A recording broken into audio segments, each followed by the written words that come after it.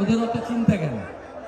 আসল কথা, ডায়মন্ড হারবার সহ 4 কেন্দ্রে প্রার্থী নিয়ে ওরাই টেনশনে আছে, আমরা কোনো টেনশনে নেই।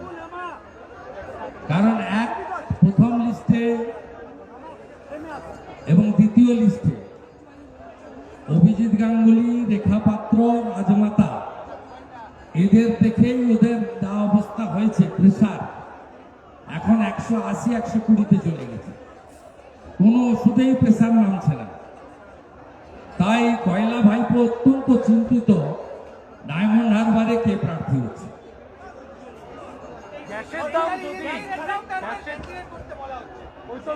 কে? হরিদাস পাল বলছে।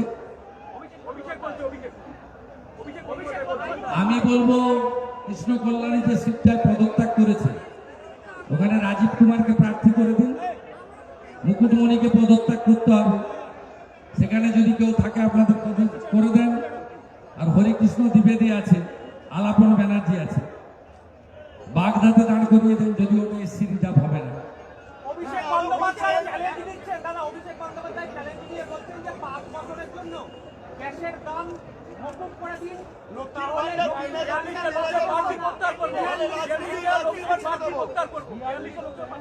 রাজস্থানে কি করেছি গিয়ে খোঁজ নেবেন। আজকেই ভারত সরকারের নোটিফিকেশন দেখবেন, উজালার 300 টাকার যে সাবসিডি 2025 সাল পর্যন্ত এক্সটেনশন অর্ডার বেরিয়েছে। এসব কথা বলে লাভ নেই। যাদের রাজ্যে পেট্রোল, ডিজেল এবং রান্নার গ্যাস স্টেট শেষ বেশি নেওয়ার জন্য বেশি, ওকে আমি চ্যালেঞ্জ করছি। রাজ্য সরকারের যে ট্যাক্স ওর পিসি নেয় পেট্রোল, ডিজেল এবং রান্নার গ্যাসে, সেইটা ছাড় দিয়ে ঘোষণা করে দেখুন, ক্ষমতা থাকলে ওকে ছাড় দেয়।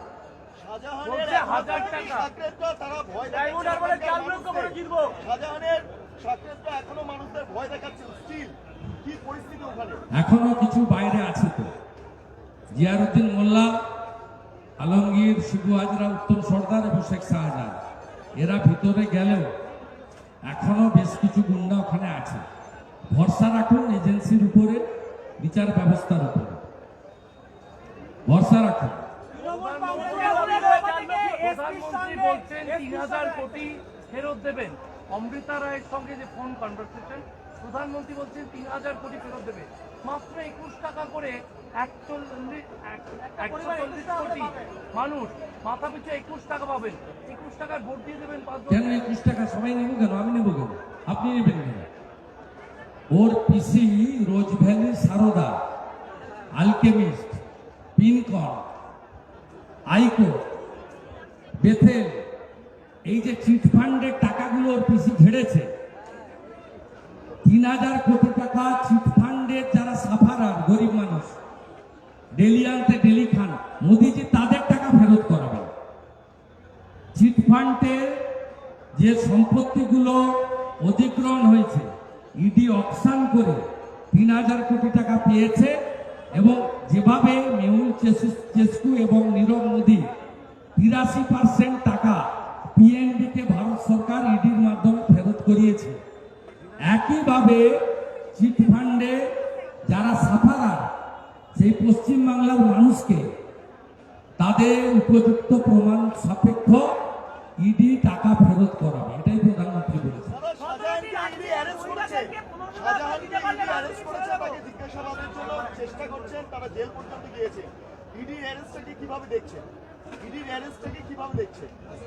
ইডি তো প্রথম গেছিল, কারণ Shahjahan food corporation India, Bharat সরকারের পাঠানো সাদা চাল, পরিষ্কার চাল আর ভালো গম, সেগুলো বাংলাদেশের সাতক্ষীরাতে পাচার করত। আর আমাদের পশ্চিমবাংলার লোককে পচা গমকে আটা পেশাই করে প্যাকেটে ঢুকিয়ে সেই আটাগুলো আমাদেরকে দিত। ওই জন্যই জ্যোতিপ্রিয় মল্লিক, বাকিবুর রহমানের কেসে প্রথম 5ই জানুয়ারি ইডি যায় এবং আক্রান্ত হয়। স্বাভাবিকভাবে ইডির যে পেন্ডিং কাজ, সেইটা হয়তো ইডি করছে, করা উচিত। তারা তৃণমূল 3 নম্বরে যাবে, বিজেপি সেখানে জিতবে, কিন্তু এখনো পর্যন্ত নওশাদ তো যাচ্ছে। সেই জায়গাতে আপনাদের কোনো কিছু স্ট্র্যাটেজি আছে যে নওশাদ আপনারা আমরা ওখানে জিতব। ভাইপোর দিগিং আটকে দিতে পারলে আমরা জিতব। উনি ওখানে পুলিশ শকত মোল্লা, জাহাঙ্গীর, শামীমদের উপর নির্ভর করেন এবং ডায়মন্ড হারবারের নির্বাচন আমরা ওখানে করাবো। এবং ইলেকশন কমিশনকে ধন্যবাদ যে বসিরহাট, ডায়মন্ড হারবারের মতো গুন্ডা প্রবণ এলাকাগুলোতে ভোটটা রেখেছেন সবার শেষে 1 জুন। 23 মে বিকালের পরে গোটা পশ্চিমবঙ্গের বিজেপি নেতারা 6ষ্ঠ দফার প্রচার শেষ হয়ে গেলে ফ্রি হয়ে যাবে, তারপরে লড়াইয়ের ময়দানে দেখা হবে। উত্তরবঙ্গে যাওয়ার কথা। বিস্ফোরণ মামলায় এনআইএ নোটিশ দিল তৃণমূলের 2 নেতা সহ 8 জনকে। তৃণমূল কংগ্রেস গতকালই সেই আশঙ্কা প্রকাশ করেছিল যে বিজেপির 2 নেতার সঙ্গে স্থানীয় এসপির বৈঠকের পর এই ধরনের ঘটনা ঘটতে পারে। আজকে এনআইএ সেই নোটিশ দিয়েছে। ওগুলো ফালতু কথা, আপনাকে সব বলে লাভ নেই। পশ্চিম ভাঙনবাড়িতে বোমা বিস্ফোরণে 5 জন মারা যায়। তৃণমূলের প্রাক্তন প্রধান সমর মণ্ডল জেলে আছে। পশ্চিম ভাঙনবাড়ি আপনার নাড়ুয়া বিলাতে ওখানে 4 জন মারা যায়। হাইকোর্টের ডিভিশন বেঞ্চ এনআইএ তদন্ত দেয়। আমরা তো বলছি তো নোটিশ নয়, এই ব্যক্তিদেরকে গ্রেপ্তার করা উচিত। এনআইএ অবহেলা করছে, অবিলম্বে গ্রেপ্তারের দাবি করছে। তৃণমূলের যদি লজ্জা থাকে আগে বলুক যে বোমা বাঁধতে গিয়ে বিস্ফোরণ ঘটেছিল কেন, 4 জন গ্রামবাসী সেখানে বিস্ফোরণে তাদেরকে মৃত্যুর মুখে পড়তে হয়েছে। রাজ্যের অসহযোগিতার জন্য মেট্রো রেলের কাজ বন্ধ হয়ে যাচ্ছে। সিপিআরও এবং সিকিউরিটি অফিসার তারা অভিযোগ করছেন। এ রাজ্য মদের দোকান আর ডিয়ার লটারি ছাড়া অন্য কিছু বোঝে না। ডিয়ার লটারি নিয়ে আমি বলতাম মিলেছে তো, মিলেছে 548 কোটি টাকা তৃণমূলকে দিয়েছে। আমি বলতাম না ভাইপো লটারি। আর সিএসসি 2 টাকা মিটার এখন 8 টাকা করে দেন। বিজেপিকে আনুন, আমরা এখানে মনোপলি ব্যবসা সিএসসি তুলে দেব। সিএসসি কত দিয়েছে দেখেছেন তৃণমূলকে? 400 কোটি। ডিয়ার লটারি, 21,000 মদের দোকান, এইটা হচ্ছে তৃণমূলের ক্যাপিটাল।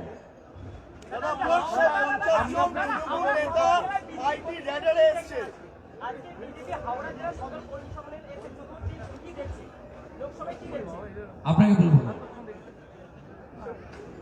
আমি আমাদের সৈনিক সেনাপতিদেরকে উদ্বুদ্ধ করে গেলাম।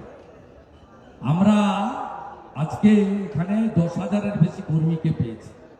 এই বিপুল সংখ্যক কর্মীকে আমরা যদি ভোটের দিন গণতন্ত্র রক্ষার লড়াইতে পাশে পাই সঠিকভাবে, জনগণ সাথে আছে এবং এই আসন নরেন্দ্র মোদীর কাছে যাচ্ছে, নিশ্চিত থাকতে পারেন সবাই।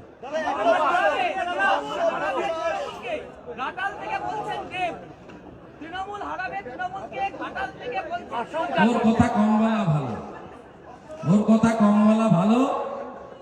গোটা 10 বছরে মনে হয় পার্লামেন্টে উপস্থিতি 1%-এর নিচে। এইসব লোককে কেন দিল্লি পাঠাবেন? প্রসূন ব্যানার্জি পার্লামেন্টে কথা বলে না, কোশ্চেন অ্যান্সারে নেই, ডিবেটে নেই, বিলে নেই, কলিং অ্যাটেনশনে নেই, মন্ত্রীদের চিঠি লেখে না। প্রধানমন্ত্রী গঙ্গা ব্রিজ দিয়ে মেট্রো উদ্বোধনে আসেন, ওনাকে ডাকলে উনি আসেন না, নিজে করে না, অন্যকে করতে দেয় না। এমপি ল্যাডের বই ছাপাতে বলুন না, কোভিডে ক প্যাকেট খাওয়ার দিয়েছে বলতে বলুন, একই অবস্থা সাজদা বিলে, একদিনও মুখ খোলেনি পার্লামেন্ট। দীপক অধিকারীর অ্যাটেন্ডেন্স 10 বছরে 1%-এর নিচে। কেন পশ্চিমবাংলার জনগণ এই ধরনের অকর্মণ্য অপদার্থ, এই ধরনের নির্বাক, এই ধরনের সাংসদকে পাঠাবেন? কেন আপনারা সাউন্ড এমপিদের পাঠাবেন না? আমাদের এমপিরা তো কাজ করে প্রমাণ করেছে। রাজু বিস্তার, সুকান্ত মজুমদার, প্রত্যেকটা এমপি, শান্তনু ঠাকুর, প্রত্যেকটা এমপি সময় এমপি লেডের খরচের বই বাড়ি বাড়ি দিয়ে দিচ্ছে।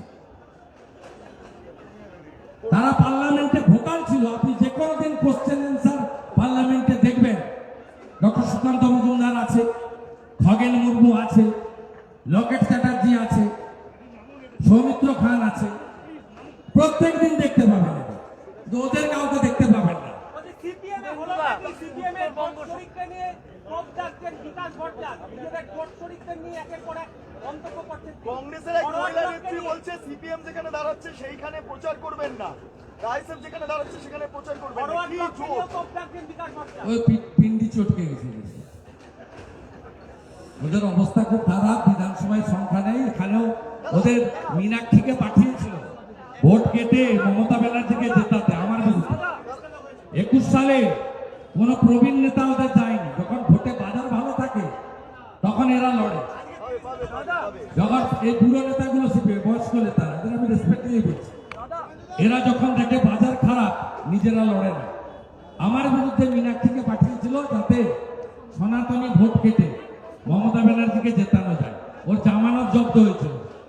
এর সব্যসাচী ভট্টাচার্যের জামানতটাও